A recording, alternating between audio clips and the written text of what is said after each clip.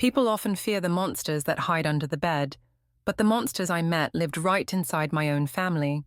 For more than 60 years, I carried a secret so heavy, so terrifying, that even speaking it aloud once seemed impossible.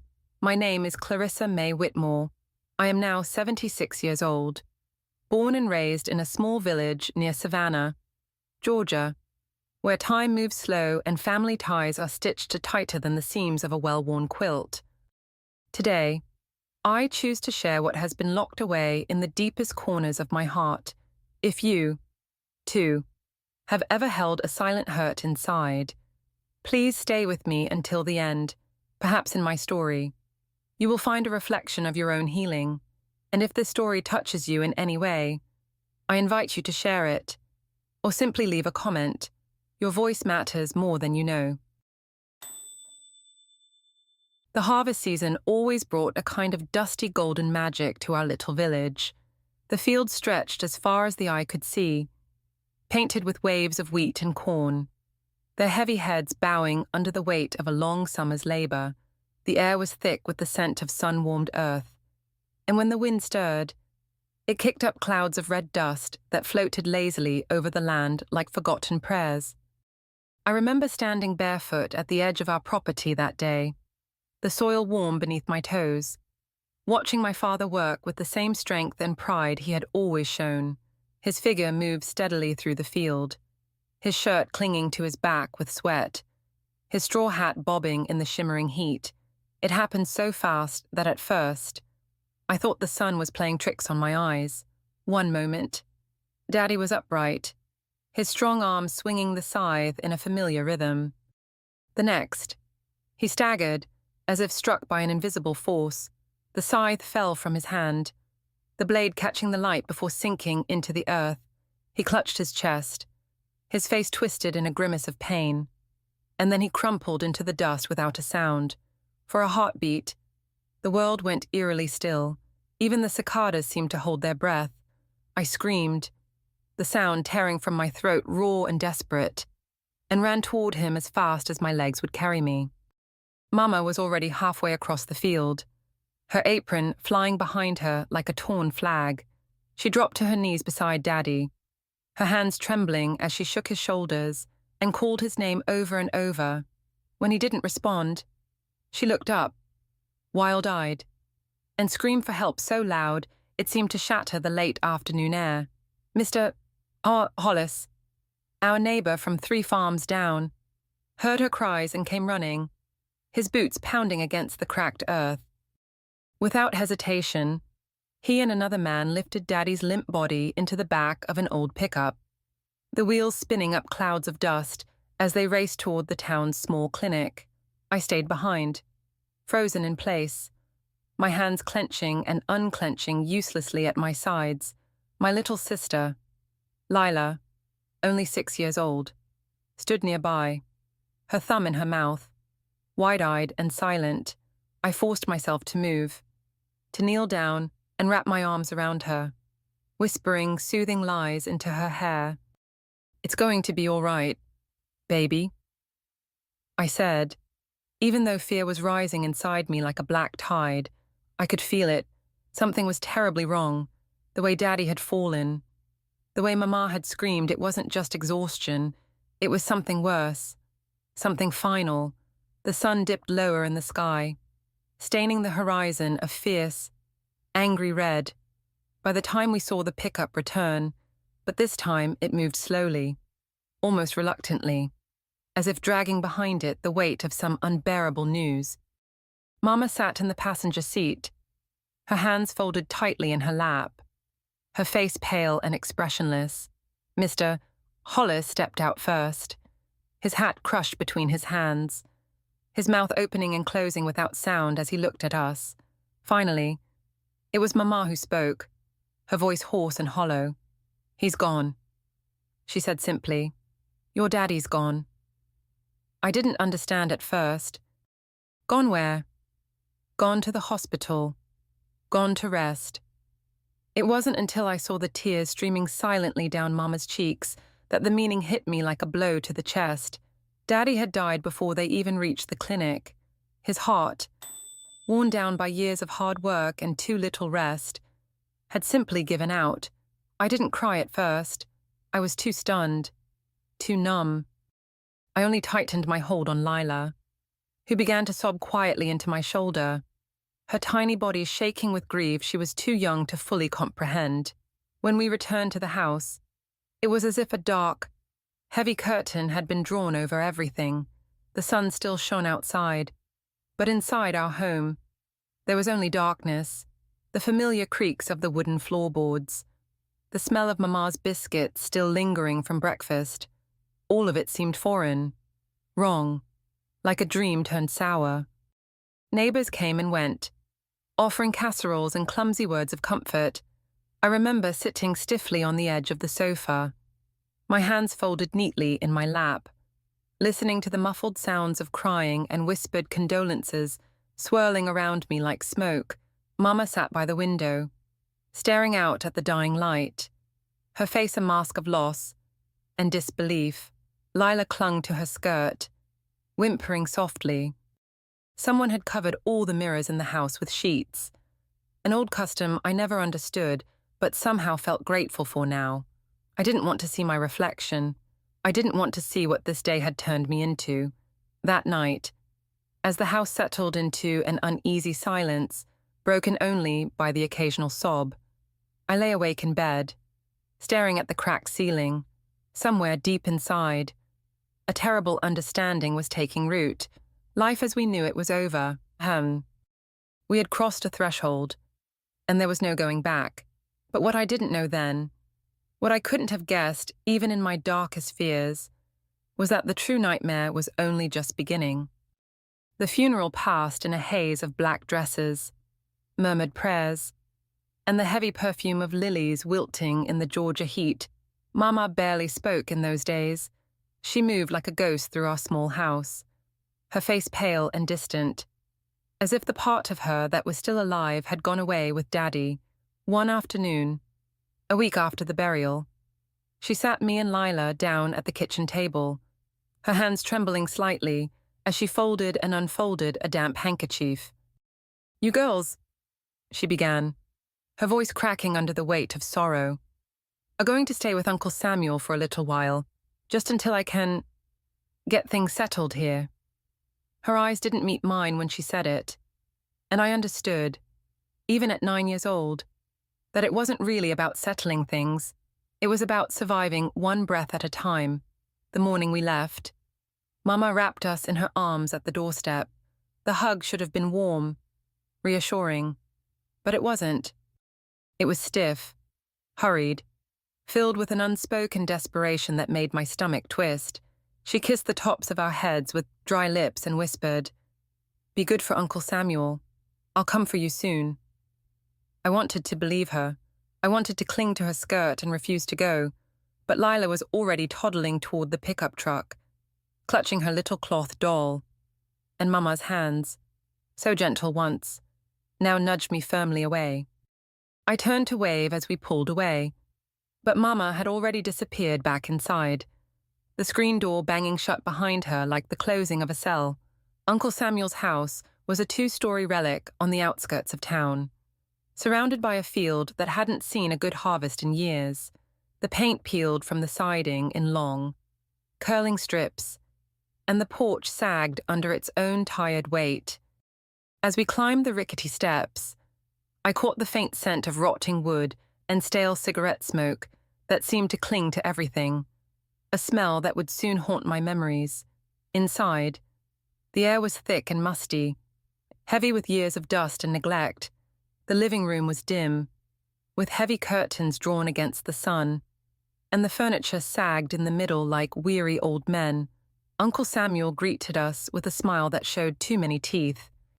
His hands were rough from farm work, but they were oddly gentle as he ruffled Lila's hair and clapped me on the shoulder. "You girls are going to be just fine here," he said, his voice too loud, too hearty. He carried Lila's small bag up the creaking stairs himself and showed us to the room we would share, a cramped space with twin iron beds and a single cracked window that looked out over the overgrown backyard. That first night, He made us stew from a can and sat with us at the kitchen table, telling jokes and laughing too hard at his own stories. He tucked us into bed like a father would, pulling the thin quilts up to our chins and patting our cheeks. For a moment, I let myself believe it would be all right, that maybe Mama had been right to send us here, that maybe we could find a kind of uneasy peace. But even in those early days, when things seemed normal on the surface, I noticed little things that made the hairs on the back of my neck stand up. The way Uncle Samuel's eyes lingered too long when I bent down to pick up a dropped spoon, the way his laughter sometimes turned sharp and ugly when he thought no one was listening, the way he drank from a chipped glass late at night, sitting in the darkened living room, watching the stairs with a gaze that sent shivers down my spine. At first, it was just glances, lingering looks that made my skin crawl, even though no words were spoken. Then came the small touches, casual enough to pass unnoticed by Lila or anyone else. A hand that stayed too long on my back, fingers brushing against my arm with no clear reason. Each time it happened, I froze, my heart pounding so hard I could hear it in my ears. I didn't know what to call it then. I only knew that it was wrong, that it filled me with a sick, twisting fear I couldn't explain. I remember one evening in particular, a storm raging outside, rain hammering against the roof in frantic bursts. Uncle Samuel had been fixing the loose shutters and came in soaked to the bone. I handed him a towel, and as I turned to leave, he caught my wrist. His grip was firm but not painful, and he smiled down at me in a way that made the room tilt sideways. "You're such a sweet little thing," he said, his voice thick. I yanked my hand away and stumbled back a step, muttering an excuse about needing to check on Lila.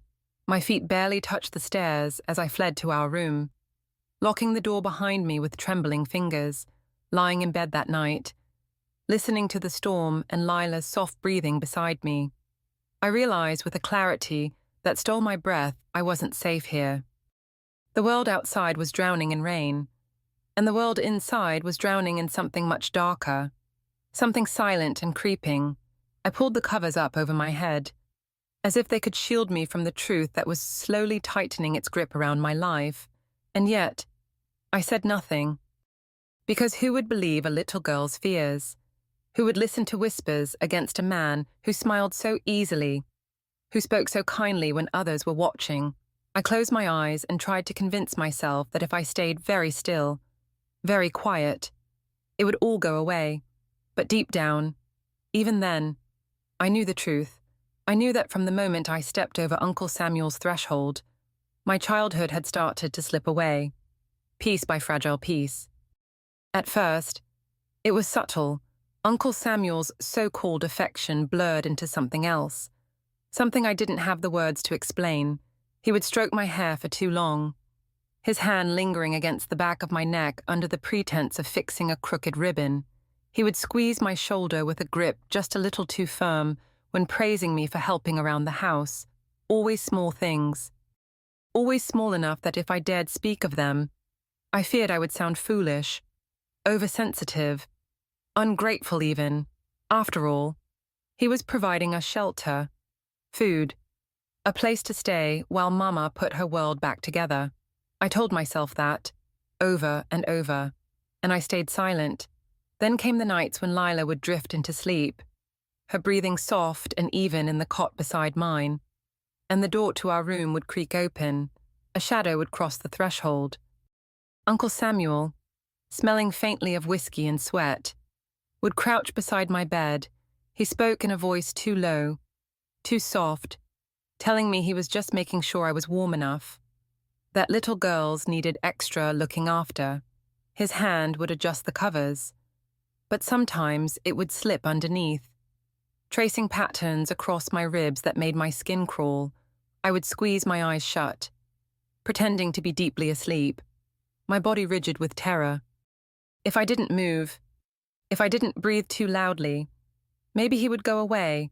Sometimes he did, sometimes he didn't. Fear became my constant companion. It lived in the pit of my stomach, a heavy stone that made it hard to eat, to laugh, to even breathe normally. During the day, I moved through the house with careful steps, always aware of where he was, always calculating escape routes in my mind. I became an expert in invisibility, slipping from rooms before he could catch me alone, inventing errands to fetch firewood or water, keeping Lila close whenever possible as a shield. But children can only do so much. There were moments I couldn't avoid, times when Lila was outside playing, and I was pinned under his gaze, a hand too rough on my arm as he helped me carry a basket of laundry, a low voice at my ear that sent shivers down my spine. Bruises bloomed on my wrists, on the soft parts of my arms, but I learned to hide them, long sleeves. Even in the summer heat, quick answers when anyone asked if I had fallen or bumped into something. Lies became a second language. The worst part wasn't the bruises, it was the loneliness, the absolute certainty that no one would believe me if I spoke. Mama's voice echoed in my memory. Tired and thin the day she sent us away. Be good for Uncle Samuel. He was family. He was trusted. And I was just a girl who, if she spoke out, would surely be blamed for misunderstanding, for lying, for causing trouble every few weeks. Mama would call. It wasn't often. Long-distance calls were expensive. And our town was so small that the general store had to patch us through. Uncle Samuel would sit in the chair by the wall phone, tapping his foot impatiently as I talked to her. "How are you girls?" Mama's voice would ask, distant, crackling through the line. "Are you behaving? Are you helping your uncle?" And I would paste on a bright, cheerful voice and say, "Yes, Mama, we're fine. We're being good." I could feel the tears rising, burning the back of my throat, but I swallowed them down with a practiced smile. I couldn't burden her. She had enough sorrow of her own. After every call, I would run to the small woodshed behind the house and let the sobs tear free. Silent sobs pressed against my knees so Lila wouldn't hear. I would cry for the mother who couldn't save me, for the sister too young to understand, and for the little girl I used to be, the girl who once believed grown-ups would always protect her. Inside, a battle rage, one part of me screamed to tell someone, to shout the truth from the rooftops. Another part, the louder part, warned me to stay silent. Who would believe me over a grown man respected in the community? Who would risk tearing a family apart based on the accusations of a frightened little girl? I pictured the looks of pity, the whispered doubts, the shame that would spread through our small town like wildfire. I pictured Mama's heartbreak if she learned what was happening. I pictured Lila's confusion, her fear, and so I chose silence. I told myself I was strong enough to bear it, that if I just endured, it would pass. That I could protect Lila and Mama by keeping this terrible secret buried deep within me. I clung to the hope that someday, somehow, it would end. Maybe Mama would call us home. Maybe Uncle Samuel would tire of his games. Maybe God himself would intervene. In the meantime, I perfected my disguise. I smiled when spoken to. I helped with chores. I excelled at school, earning gold stars on my papers and quiet nods of approval from teachers. I built a wall inside myself, brick by painful brick, hiding the broken piece behind a facade of perfect obedience. No one could see the wounds if I kept the mask firmly in place. No one could guess that inside that small, polite girl, a storm of fear and shame raged. The days blurred into weeks, the weeks into months. Seasons changed outside the cracked window of our shared room. I watched the trees shed their leaves and stand bare against the grey winter sky. I watched new buds appear, timid and green, in the first reluctant days of spring. Through it all, I carried my secret like a stone in my pocket, heavy, unyielding, ever-present. I learned to live with it, or at least, I thought I did, but in truth, it lived with me. It shaped every thought, every decision, every dream I dared not dream. It whispered in the dark corners of my mind, reminding me that I was alone, that no one could save me, that speaking up would only bring ruin.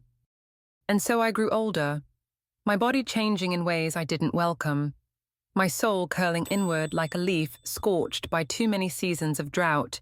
I carried my secret into adolescence, into the halls of school, into the pews of Sunday church, smiling, always smiling, until my cheeks ached and my heart felt hollow. I didn't know it then, but I was planting seeds of sorrow. Yes, but also of resilience, seeds that would, in time, grow into something unexpected, something strong enough to break the silence. But that moment was still far away. For now, I lived in the shadow of a truth too terrible to name, holding it close like a secret curse. I grew up believing that if I was quiet enough, good enough, invisible enough, I could somehow erase what had been done to me. I thought if I just endured a little longer, I could make it disappear. I didn't yet understand that silence has a cost that would come due, one way or another. But at that time, all I knew was survival, and so I survived. I became what every adult wanted a child to be: obedient, polite, studious, a good girl in every sense of the word. I earned perfect marks at school, memorized Bible verses for Sunday school, helped with chores without being asked. I smiled when neighbors patted my head and said what a well-behaved young lady I was becoming. I laughed at jokes I didn't understand. I nodded along when Mama praised me during her rare visits, saying how proud she was of my maturity. Every smile I gave, every yes, ma'am, and no, sir, was a carefully crafted shield. If I could be perfect, I told myself, maybe the world would finally feel safe, but each compliment, each approving glance from an adult, felt like a fresh wound, praise twisted inside me like a knife, carving deeper the hollow space where my trust used to live. They didn't know, they didn't see, and worse, part of me feared they wouldn't believe me even if they did. I stood in front of them like a doll on display, neatly dressed, hairbrushed, posture straight while inside I withered. I developed a skill I didn't even know had a name back then: dissociation. I learned to separate myself from my own body, to build a wall between what was happening and what I allowed myself to feel. It was as if I lived two lives. The outer Clarissa, all neat braids and shining shoes, and the inner Clarissa, a small voice trapped behind iron bars, too bruised to call for help. The more unbearable the situation became, the further away I floated. I could be sitting at the dinner table, nodding along to conversation, while inside, I was miles away, wandering fields of tall grass and open sky that existed only in my mind. At night, though, there was no escape. Sleep became a battleground. The moment my eyes closed, the nightmares would begin. Dreams where Uncle Samuel's heavy footsteps creaked on the wooden floor. Dreams where the door creaked open and a shadow fell across my bed. Sometimes I would wake up soaked in sweat, my heart pounding so hard I thought it would burst. Sometimes I woke up screaming, only to clap my hands over my mouth to muffle the sound before it could reach Lila's ears. She slept peacefully, blissfully unaware of the battles raging in the same room. I built routines to ward off the terror. I recited prayers over and over in my mind before sleeping, clutched a small wooden cross that Mama had given me before she left, and imagined an invisible wall of angels standing guard around my bed. It didn't stop the nightmares, but sometimes it helped me believe I could make it through until morning. During the day, I redoubled my efforts to be the child everyone praised. I practiced my smile in the cracked mirror above the bathroom sink until it looked real. I sat in church on Sundays, hands folded neatly in my lap, singing hymns with a voice as sweet as sugar. I studied hard, bringing home spelling tests with gold stars and math papers with perfect scores. Teachers beamed at me, neighbors praised my manners. Uncle Samuel boasted to anyone who would listen about how well-behaved his nieces were. It was all part of the mask. Sometimes I almost believed it myself. If I smiled enough, studied enough, prayed enough, maybe I could erase the things that haunted me, Maybe if I was good enough, it would stop. Maybe Uncle Samuel would lose interest. Maybe Mama would come for us sooner. Maybe someone, somewhere, would see the cracks in my perfect little world and rescue me. I clung to that desperate hope like a shipwrecked sailor clings to a piece of driftwood. Inside, though, something colder was taking root. My heart, once so full of trust and laughter, began to harden. I stopped expecting kindness. I stopped hoping for miracles. I stopped believing that the adults around me could or would protect me.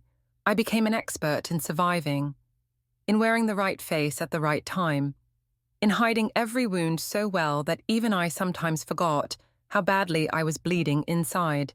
The worst part was pretending with Mama. On the rare days when she visited, her arms would wrap around me, her face lined with grief and exhaustion.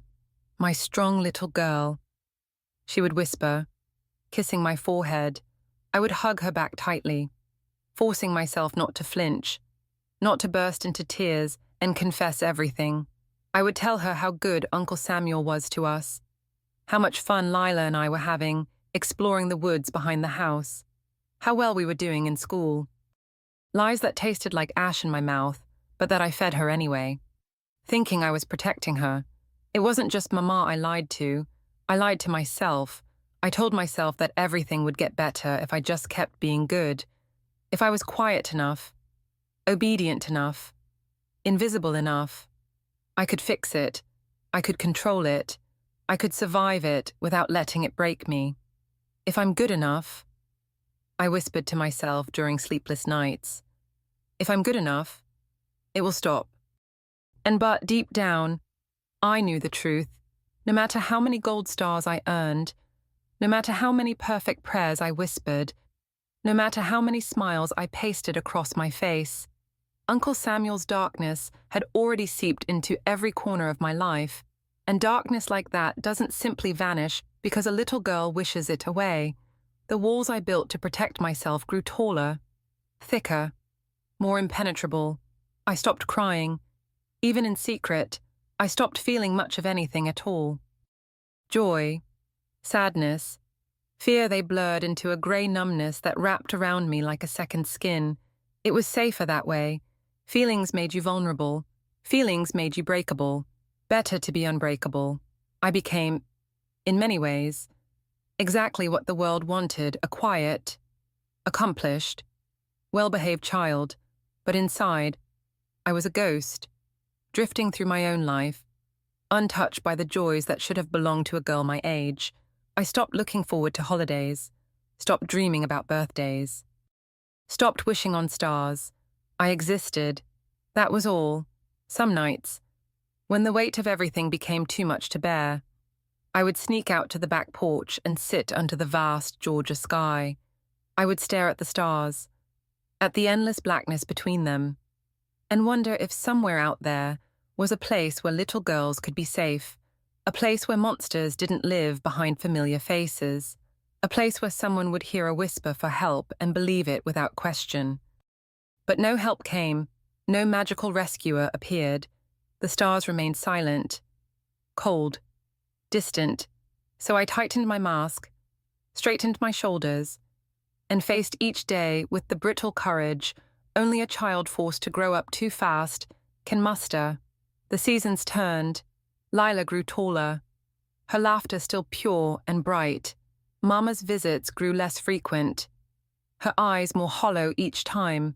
Uncle Samuel's behavior grew bolder, his threats more pointed. "No one would believe you," he would hiss when he caught me looking at him with hatred in my eyes. "You're lucky I care enough to keep you." And I believed him, because believing anything else would have required hope, and hope was a dangerous thing. I told myself that if I just endured a little longer, everything would somehow get better. If I stayed good, stayed silent, stayed invisible, maybe the universe would reward me. Maybe survival was the best I could hope for. But I didn't realize then what I know now. Darkness never leaves of its own accord. It waits, it grows, it festers, until the day comes when silence is no longer enough to contain it. And that day was coming for me. When I turned 15, Our local church organized a summer retreat for the teenagers in the congregation.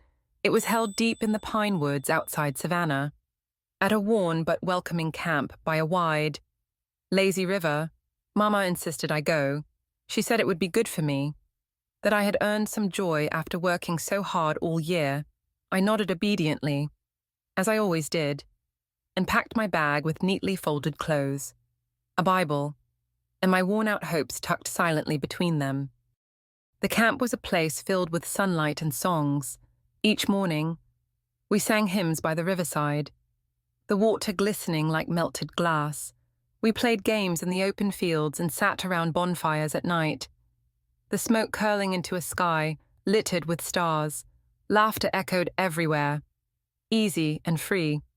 But I stayed on the edges, observing, smiling when required, never quite stepping into the circle of light.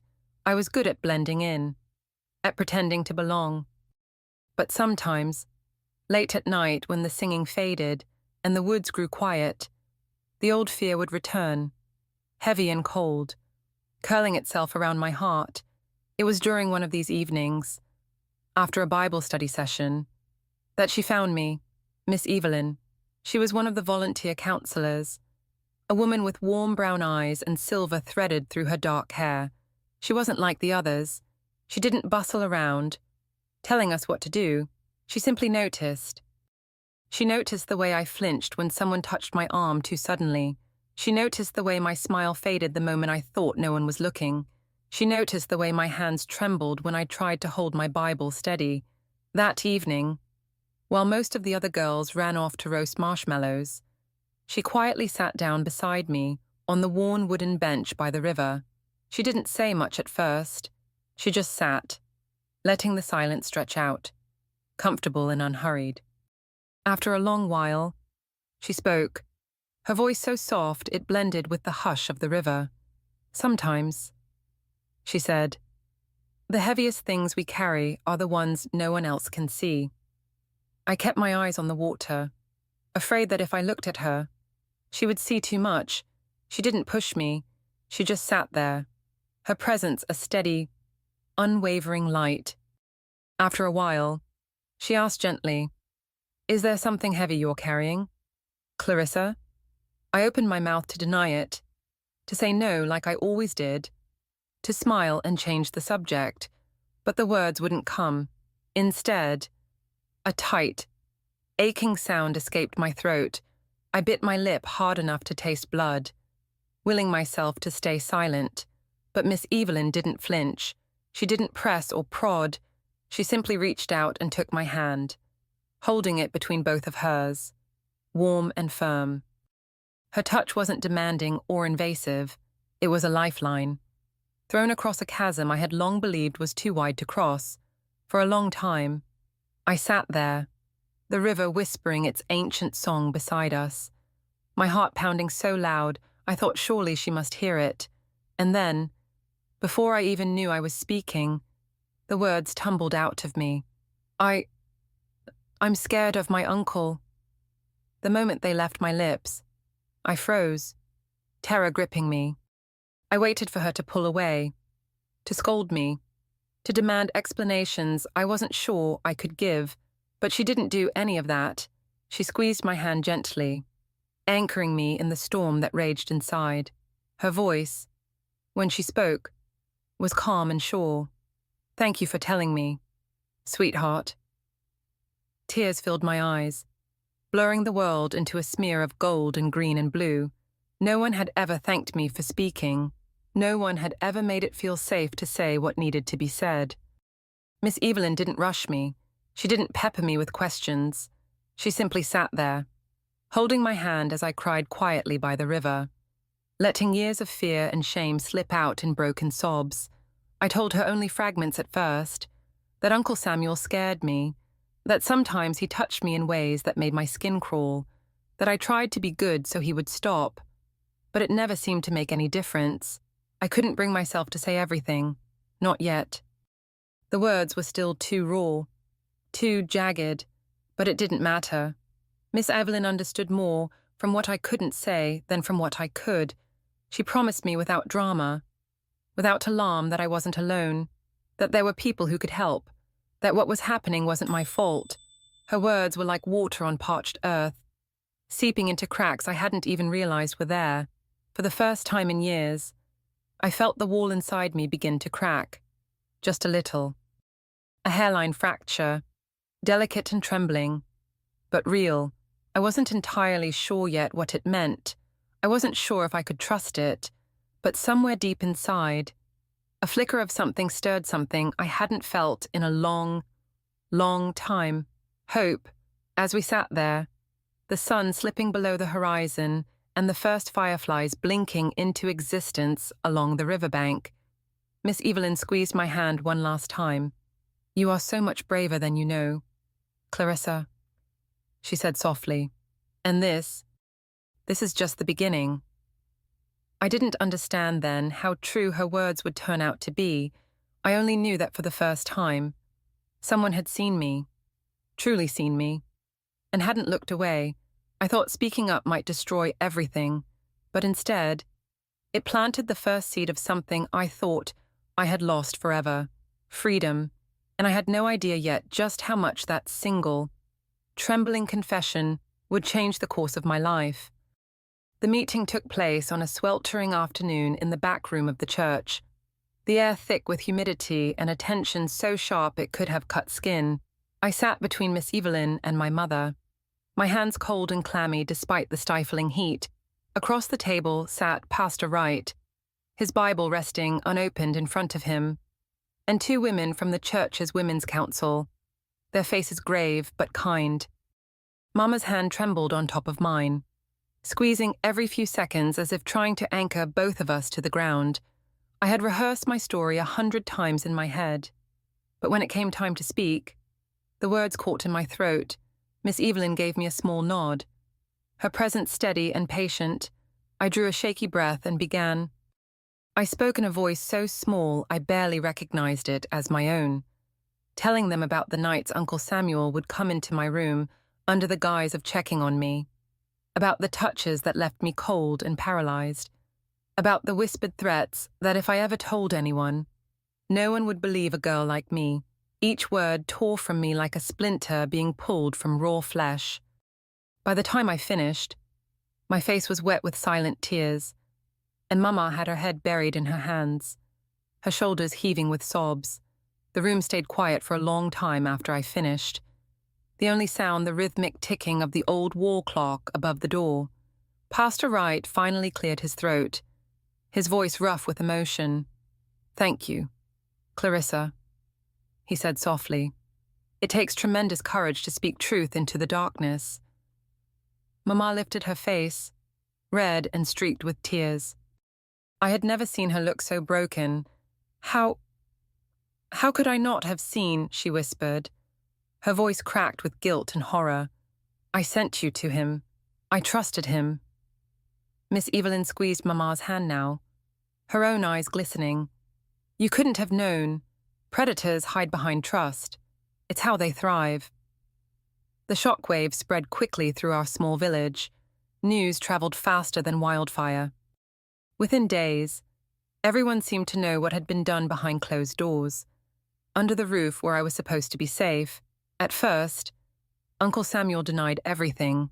He stood in front of the congregation the following Sunday, his face twisted in a mask of hurt and outrage, declaring his innocence. He called me confused, claimed I must have misunderstood affection, accused Miss Evelyn of planting wicked ideas into a fragile girl's mind.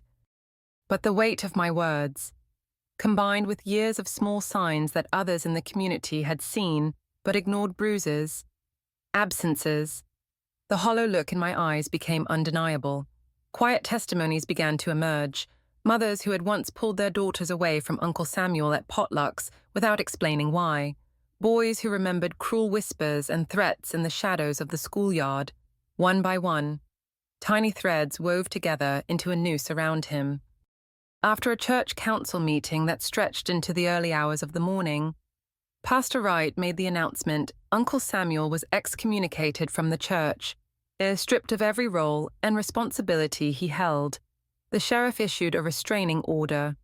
Barring him from coming within 50 miles of our home, he packed his belongings into the back of his battered truck one humid afternoon, while the neighbors watched in stiff silence, and he left town for good. It should have felt like victory. It should have felt like freedom. But instead, I felt hollow everywhere I went: school, church, the corner store. I caught the sideways glances, the pitying smiles, the hushed whispers that stopped when I entered a room. People who once greeted me with easy warmth now seemed unsure, uncomfortable, as if my brokenness might somehow be contagious. Even the kind looks from friends and neighbors weighed heavy, reminding me at every turn that I would never again be simply Clarissa Whitmore, the bright girl with good grades and a ready smile. I would always be that girl, the one with the story everyone tried not to talk about but couldn't quite forget. Mama tried to hold herself together for my sake. She baked pies we didn't eat, sewed clothes we didn't need, busied her hands to keep her mind from crumbling. Sometimes late at night, I would hear her crying in the next room, muffling her sobs into her pillow. She never spoke of Uncle Samuel again, as if erasing his name could erase what he had done. As for me, I learned quickly that freedom came with its own chains. Yes, the physical threat was gone. The shadow that used to loom outside my bedroom door had disappeared. But the echoes of his voice, the phantom feel of his touch, the shame that had been stitched into my very bones, those things stayed. They haunted my dreams, crept into the corners of my mind when I least expected them. Some days, it felt easier to stay silent still, to pretend, to smile, to nod along when people said how brave I was, how strong. They meant well, but they didn't understand that surviving wasn't a badge of honor I wore proudly. It was a battle I fought quietly, every single day. There were moments when I questioned if speaking up had been worth it, moments when the burden of being seen, of being known, felt heavier than the silence ever had. I missed the days when my scars were invisible, when I could pretend, if only to myself, that everything was fine. But deep down, I knew the truth. I was no longer trapped in Uncle Samuel's world of secrets and fear. I had chosen light over darkness, truth over silence. And even if the road ahead was long and lonely, even if healing was a winding, uphill climb, it was mine to walk now, no one else's. I had pulled the first thorn from my heart, and someday I would pull them all. I just didn't know yet how long that would take, or how much further I would have to travel before the pain no longer defined me. I was free, but the cost of that freedom was a garden of invisible scars, blooming quietly inside me. Healing did not come in a thunderclap of sudden peace. It came in slow, heavy steps, sometimes so small they barely felt like steps at all, after the storm of revelations. After Uncle Samuel was banished, and the town's whispers grew softer, Pastor Wright suggested that Mama and I begin counseling. At first, I resisted. I had spent so many years burying everything that the thought of digging it back up felt unbearable. But Mama insisted, and for once, her pleading eyes were stronger than my fear. Our first sessions took place in Pastor Wright's modest office, a cramped room filled with dusty books and the faint smell of old wood polish. He was kind but firm, a man who understood that healing required more than prayer alone. He listened as I stumbled through half-finished sentences and choked sobs. His silence never judgmental, only patient. After a few weeks, he introduced me to Miss Abigail, a visiting therapist from Savannah who specialized in trauma counseling for young girls. Sitting across from her, in a sunlit room that smelled faintly of lavender, I found a space where my brokenness wasn't treated like a secret to be hidden. Miss Abigail taught me the language of pain. She helped me find words for things I had locked away in the darkest corridors of my mind: shame, violation, grief. She explained how trauma rewires the mind, how fear becomes a permanent echo if we do not learn to confront it. At first, speaking those words out loud felt like rubbing salt into an open wound. I wept through entire sessions. I wanted to run, but with every tear, with every trembling confession, the load on my chest grew a little lighter. At night, When the house was still and sleep refused to come, books became my silent companions. Mama borrowed them from the church library. Stacks of worn novels and devotionals and stories of other broken souls, finding their way back to the light. I devoured them by candlelight. Lying awake in the narrow bed that once felt like a prison, some stories mirrored my pain so closely it was like staring into a cracked mirror. Others offered hope, tiny flickers of it, enough to make the night a little less dark. I underlined passages that spoke to me, whispered their words into the darkness as if they were prayers. You are not what was done to you. One book promised, you are who you choose to become. I didn't believe it at first, but I clung to the idea like a life raft, hoping that maybe if I said it enough times, it would one day feel true. Slowly, painfully, I began to see the truth that had been hidden from me for so long. What happened to me was not my fault. Those words seemed so simple when spoken aloud. Yet they collided against years of internalized guilt and shame. Miss Abigail repeated them often, in different ways, planting the idea deeper each time. Clarissa, she said one rainy afternoon, her voice as steady as the drum of raindrops against the window. You are a child. A child cannot consent, cannot understand, cannot be blamed for surviving in the only way she knew how. I cried for hours after that session, not just for the little girl I had been, but for the years I had spent punishing myself for her suffering, somewhere deep inside. The first fragile roots of self-forgiveness began to take hold. Learning to forgive myself, however, was not a clean or easy process. It was messy. It was confusing. Some days, I woke up believing I deserved healing, that I had a right to joy and laughter. Other days, shame wrapped itself around me like a second skin, whispering that I was forever stained, forever broken. Miss Abigail warned me it would be like this. 2 steps forward and 1 step back. I kept going anyway. Some days, the victories were so small they were almost invisible. Making it through a whole morning without flinching when someone touched my arm, laughing at a joke without immediately feeling guilty for experiencing happiness, going to the town market and meeting someone's eyes without looking away. They were tiny revolutions, fought and won inside my own skin, and yet there were nights when the old darkness surged back, stronger than ever. Nights when the walls of my room seemed to close in, when memories sharpened into knives that slashed through the thin veil of peace I had begun to weave around myself. During those times, I would clutch one of my books to my chest, reciting the passages I had memorized, like mantras against the storm. You are not what was done to you. You are loved beyond measure. You have survived 100% of your worst days.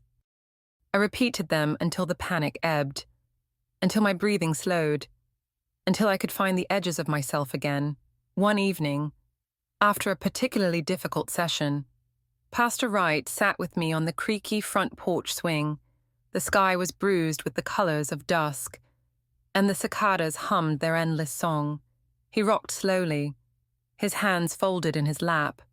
You know, Clarissa, he said, his voice low and thoughtful, healing is not about forgetting. It's about carrying your scars with honor, about refusing to let them define the sum of who you are. I nodded, not trusting my voice to hold steady. Part of me was terrified that I would never reach that place, that my scars would always be the loudest part of my story. But another part, the part that had survived so much, already believed him. Maybe healing wasn't about becoming who I used to be before the hurt. Maybe it was about forging something entirely new, something braver, something built from the ashes of what was lost. I wasn't there yet, not even close, but for the first time, I could see that a path existed, however faint and tangled it might be, and perhaps most importantly, for the first time, I wanted to walk it. I never expected love to find me, not after everything. By the time I turned 20, I had come to believe that my future would be a solitary one, books for company, long walks under the heavy oaks, a life lived quietly, safely away from the risks of trust. But life has a way of weaving unexpected threads into our paths when we least anticipate them. It was during a youth retreat organized by our church, a gathering meant for fellowship and learning, that I first met Matthew. He was not the loudest in the room, nor the most polished. In fact, he stood quietly near the back during worship, his head bowed, his hands folded with a sincerity that caught my attention before anything else did. Matthew was not what the world would call handsome in the traditional sense. His face bore the marks of working under the Georgia sun-tanned skin. Rough hands, a few faint scars here and there, but his smile was disarmingly genuine, and his laughter was soft, as if he were careful not to disturb the air around him. Still, when he first approached me during a group discussion, every muscle in my body tensed. His friendly greeting, his open expression, they all triggered the alarms that trauma had hardwired into my soul. I responded politely but distantly, keeping my sentences short, my eyes wary. Matthew noticed, I think. But instead of pushing closer, he simply nodded and respected the invisible walls I had built around myself. In the days that followed, he made no grand gestures, no declarations. Instead, he was simply there, steady, kind, unthreatening. He sat across from me during meals, but never invaded my space. He asked simple questions about books I liked, places I dreamed of visiting, not probing, just curious. When I hesitated or stumbled over my words, he gave me time, filling the silences with patient smiles rather than awkward pressure. It was not dramatic or cinematic. It was gentle, and it was that gentleness, more than anything, that began to loosen the knots tangled deep inside me. There was one afternoon, late in the retreat, when a sudden rainstorm trapped everyone inside the church hall. People laughed and played games, music playing softly in the background. I found a corner by the window, watching the rain trail down the glass like silvery threads. Matthew found me there but said nothing for a long time. Instead, he pulled a small, worn book from his jacket pocket and slid it across the windowsill towards me. It's one of my favorites, he said quietly. You might like it, too. It was a collection of poems, simple and heartfelt, filled with images of hope and endurance, no expectations, no demands, just an offering. That was the moment something inside me shifted, almost imperceptibly, but real nonetheless. Over the next few months, Matthew became a fixture in my life. We wrote letters, long, winding ones that spoke of dreams, regrets, funny things we noticed about the world. Sometimes he would leave small notes tucked between the pages of books he lent me. Never anything intrusive, always something thoughtful. A quote that lifted the heart. A line of poetry that mirrored some hidden feeling I hadn't yet named. Slowly, the fortress around my heart began to crack. Slowly, I allowed myself to imagine that maybe, just maybe, not everyone who drew close would bring pain. When Matthew held my hand for the first time, it was not in a moment of grand romance, but in a moment of simple kindness. We were walking back from the market, arms full of apples and bread, when I tripped slightly on a loose stone. His hand shot out instinctively, steadying me. Our fingers touched briefly, and I froze. He saw the fear flash across my face, but instead of gripping tighter, he released me at once, stepping back with an apologetic look. Only if you want, he said simply. That small act of respect did more to build trust than 1,000 promises. Weeks later, on a crisp autumn afternoon, we sat beneath the sprawling limbs of a pecan tree near the church grounds. The world was awash in gold, the kind of soft, forgiving light that makes even the oldest scars seem less sharp. Matthew fidgeted with something in his pocket, his cheeks flushed with nervousness. I watched him with a mixture of fondness and a quiet, rising panic. Then, without preamble, he pulled out a tiny, simple ring fashioned from braided wire. I don't have much to offer, he said, his voice steady but trembling slightly. Just my heart, and my promise to never hurt yours. He didn't kneel, he didn't make speeches, he just looked at me with those honest, open eyes that had never once demanded more from me than I was ready to give. I stared at the ring, at his hand extended towards me, and for a moment, the past tried to drown me again. Fear whispered that love was just another trap. But another voice, one I barely recognized yet, rose up louder, the voice that had survived, that had healed, that dared to believe in goodness. I placed my hand in his, and the smile that broke across Matthew's face was worth every mile of the long, hard road that had brought me there. Loving Matthew did not erase the scars. It did not undo the past, but it taught me something I had never truly believed before. Real love is not a cage. It does not bruise or break. It lifts, it holds, it heals. Matthew never tried to fix me.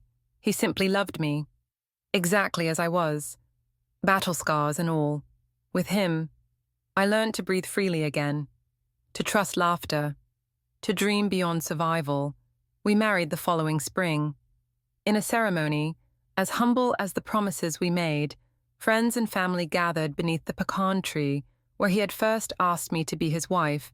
There were no grand decorations, no lavish feasts, just the simple, undeniable presence of hope renewed. Mama wept quietly through the vows, clutching my hand in hers as if to say, "You made it." Pastor Wright officiated, his voice strong and kind, reminding us that love rooted in truth can withstand any storm. As Matthew slipped the simple gold band onto my finger, the last chains of my past loosened just a little more. I was not the same broken girl who had once cowered in silence. I was a woman who had walked through fire and chosen to love anyway.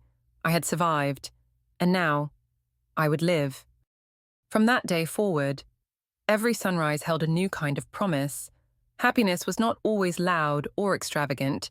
Sometimes, it was a quiet morning shared over coffee, a hand reaching for mine during a walk, a laughter echoing off the kitchen walls, a love that asked for nothing except the chance to be. I began to believe that happiness could be found, even after the darkest nights, and that maybe, just maybe, some dreams were not foolish after all. Marriage to Matthew was a blessing, but it was never the kind of fairy tale the storybooks promised. Love did not erase the past. It simply made living with it a little more bearable. Our life together was stitched together with simple joys, meals shared in the golden light of evening, laughter spilling over laundry baskets, quiet prayers whispered over sleeping children. But even in the sweetest moments, the shadows sometimes crept back without warning. There were nights when I would jolt awake, my heart racing, my body drenched in cold sweat. Dreams, memories, really would replay in my mind like ghostly echoes. I would curl in on myself, fists clenched, shaking as if the old terrors still held sway. Without fail, Matthew would be there, sitting up beside me, pulling me gently into his arms. He never asked what the dreams were about. He never demanded explanations I wasn't ready to give. He just held me, firm and steady, whispering into my hair that I was safe, that I was loved, until my breathing slowed and the night lost its teeth. During the day, I carried on with the determination of a woman who refused to be defined by the wounds she bore. I taught Sunday school at the church. I planted a small vegetable garden in our backyard, coaxing tomatoes and squash from the earth with the same stubbornness that had carried me through the darkest of times. I laughed with the neighbors, hosted potlucks, sewed quilts that were raffled off at the county fair. To anyone looking in from the outside, I was simply another small-town wife, content and whole, but inside, the battles never completely ceased. Certain smells, whiskey, old tobacco, could tighten my chest without warning. Loud voices could send a shiver down my spine. There were moments, fleeting but real, when fear tightened its cold fingers around my heart. Moments when the past whispered that happiness was borrowed time, that sooner or later, it would be ripped away. In those moments, I fought a private war no one could see. I reminded myself of the truth. I was not that little girl anymore. I was not powerless. I was not alone. Matthew's patience was the lighthouse that guided me through each storm. He never took my struggles personally. He never made me feel broken for the scars I carried. When I faltered, he simply offered his presence. Strong and unmovable, his love was a constant, steady river that wore down even the hardest stones within me. It was through him that I slowly began to understand that healing wasn't about forgetting. It was about forgiving, not just forgiving those who had hurt me, although that, too, would come in time, but forgiving myself for surviving in whatever ways I had needed to. Forgiveness was not a grand, sweeping moment. It was a slow, stubborn unwrapping of the chains I had wrapped around my own heart. It was learning to look at my reflection without flinching. It was allowing myself to feel joy without waiting for it to be stolen. It was speaking my story aloud, piece by trembling piece, until it lost the power to control me from the shadows. Our first child, a daughter we named Amelia Grace, arrived on a soft morning in June, when the garden was full of new blooms and the world smelled of rain and earth. Holding her tiny body against my chest, feeling the rapid beat of her heart against mine, I cried with a grief and a gratitude so deep it cracked something open inside me. I whispered promises into her wisps of dark hair, vowing that she would always know she was loved, safe, protected. 2 years later, we welcomed a son, Samuel James, a name chosen deliberately, a quiet reclaiming of a word once poisoned. In his bright eyes, in Amelia's laughter, I found new reasons to heal. They were living proof that light could rise from even the deepest valleys. They were my chance to give what I had never been given: a childhood without fear, a home filled with trust. Every bedtime story, every scraped knee kissed, every word of encouragement whispered into sleepy ears was a stitch in the tapestry of a life redeemed. Watching them grow, watching their innocence flourish under the protection Matthew and I wove around them, I felt a fierce, almost primal devotion rise within me. I would protect them. I would shield them with every breath I had left in my body. I would be the mother I had once longed for. And in doing so, I would rewrite the ending of my own story. Yet even as I built this life brick by careful brick, I knew deep down that my journey wasn't complete. I had survived. I had healed, at least in part. I had found love and built a family, but a piece of me still remained tethered to the past, a whisper on the wind that would not quiet until I faced it head-on. I realized that before I could truly be free, before I could fully step into the light of the future I had fought so hard to create, there was one last thing I needed to do. The decision to share my story did not come easily. It brewed quietly in my heart for years, growing stronger with every night I tucked my children into bed. With every morning I looked in the mirror and saw not just a survivor, but a woman who had reclaimed her voice. When the church announced a community gathering focused on healing and hope, I knew it was time. I signed up to speak, my hand trembling slightly as I wrote my name on the list. It wasn't just for me anymore. It was for every silent child, every bruised soul still hiding in the shadows.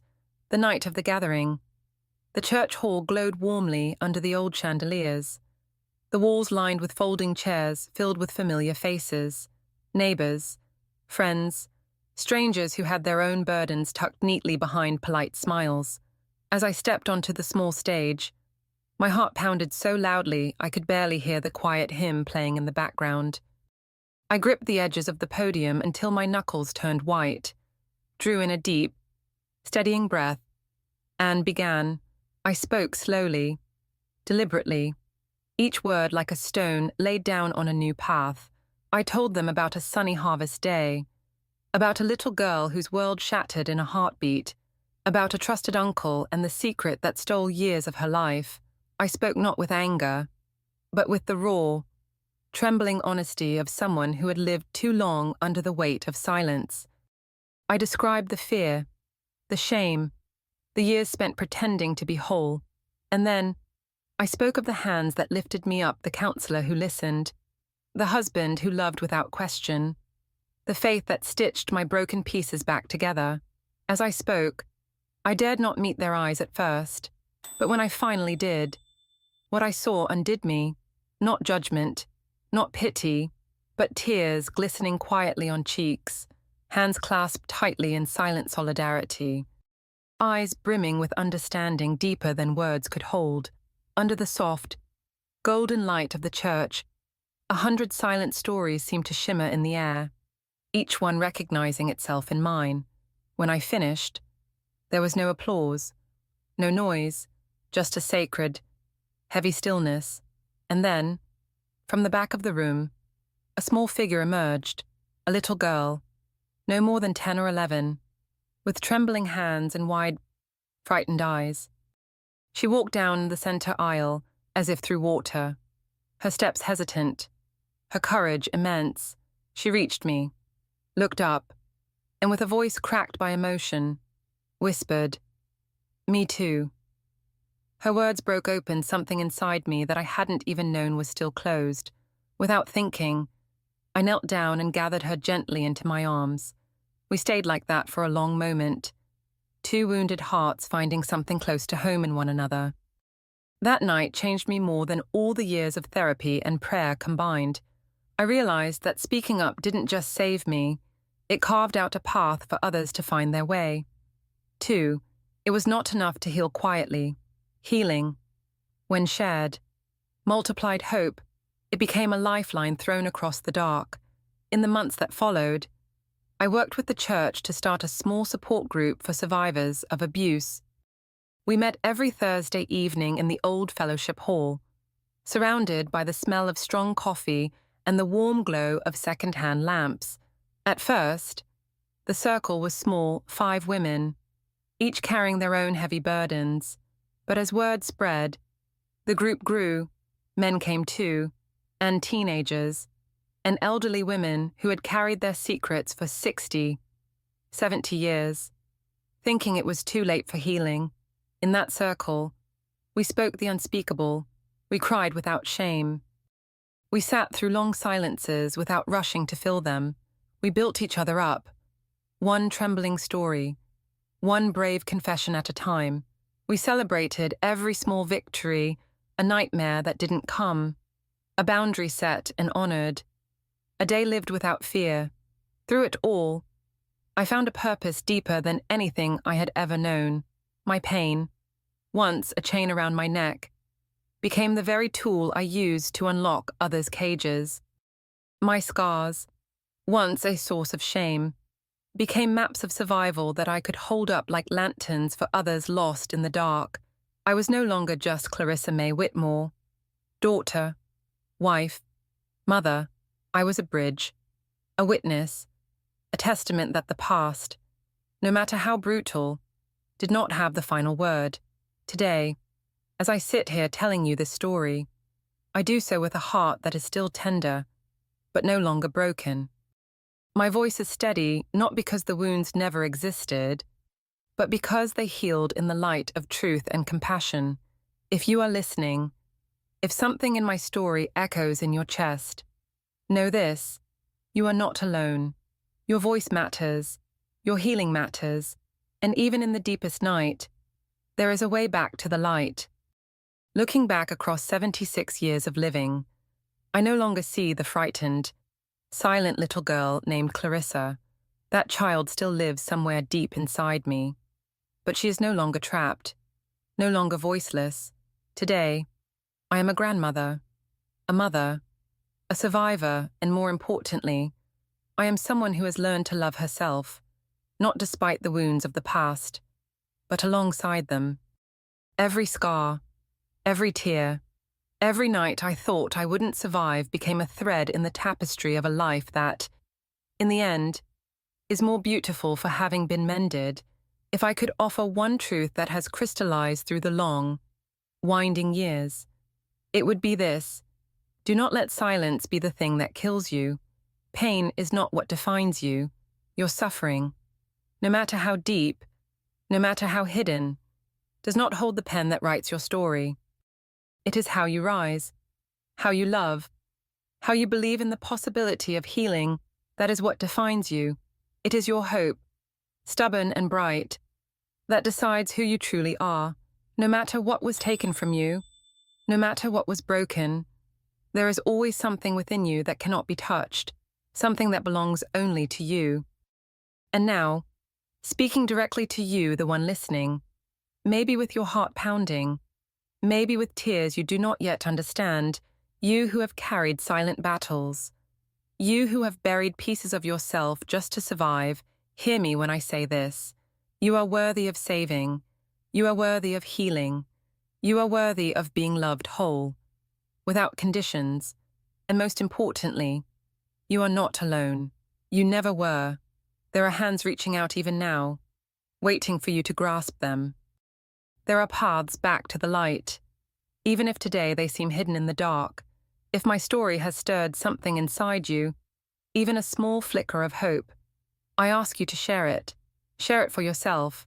Share it for the ones still lost in their silence.